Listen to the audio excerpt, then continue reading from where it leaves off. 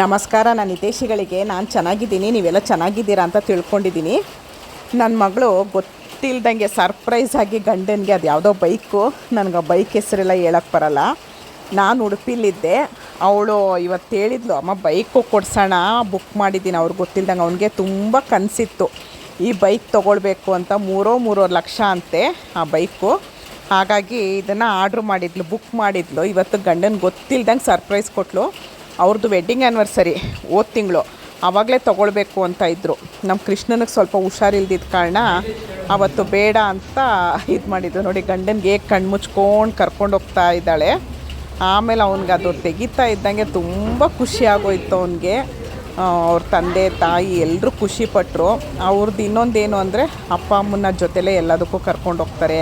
ಅವ್ರ ಅಪ್ಪ ಅಮ್ಮನ ಇದ್ರೇ ಅವನು ಪ್ರತಿಯೊಂದು ತೊಗೊಳ್ಳೋದು ಮಾಡೋದು. ಮತ್ತು ಫ್ರೆಂಡ್ಸ್ಗಳು ಎಲ್ರಿಗೂ ಸಮಾನವಾದ ಜಾಗ ಕೊಟ್ಟಿದ್ದಾನೆ ಅವನು. ಫ್ರೆಂಡ್ಸ್ ಸರ್ಕಲ್ನೂ ಬಿಟ್ಕೊಡಲ್ಲ, ಮನೆ ಫ್ಯಾಮಿಲಿನೂ ಬಿಟ್ಕೊಡಲ್ಲ. ಆದರೆ ತುಂಬ ಖುಷಿ ಆಯಿತು ಅವನಿಗೆ ಆ ಬೈಕ್ ತೊಗೊಂಡಿದ್ದು.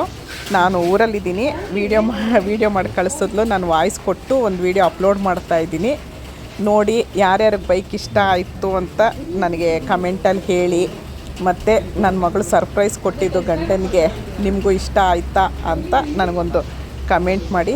ಆಮೇಲೆ ಇದು ಸಬ್ಸ್ಕ್ರೈಬ್ ಮಾಡಿ ವೀಡಿಯೋ ನೋಡಿ ಅಂತ ಕೇಳ್ಕೊಳ್ತೀನಿ. ನಾನು ನಾಗಪಂಚಮಿಗೆ ಊರಿಗೆ ಬಂದಿದ್ದೀನಿ, ಉಡುಪಿಲಿದ್ದೀನಿ ನಾನು. ಈ ವಿಡಿಯೋ ನೋಡಿ ದಯವಿಟ್ಟು ಸಪೋರ್ಟ್ ಮಾಡಿ ಅಂತ ಕೇಳ್ಕೊಳ್ತೀನಿ. ಧನ್ಯವಾದಗಳು. ಜೈ ಶ್ರೀರಾಮ್.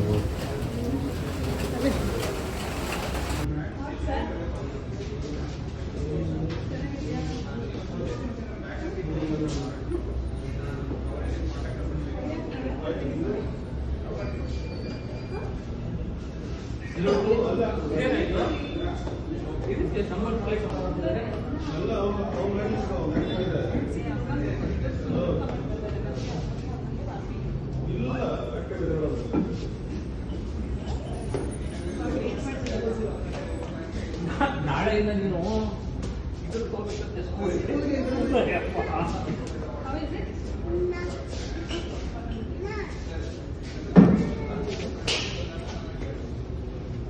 ಫುಲ್ ಸ್ಟಾರ್ಟ್ ಮಾಡಿದ್ರು.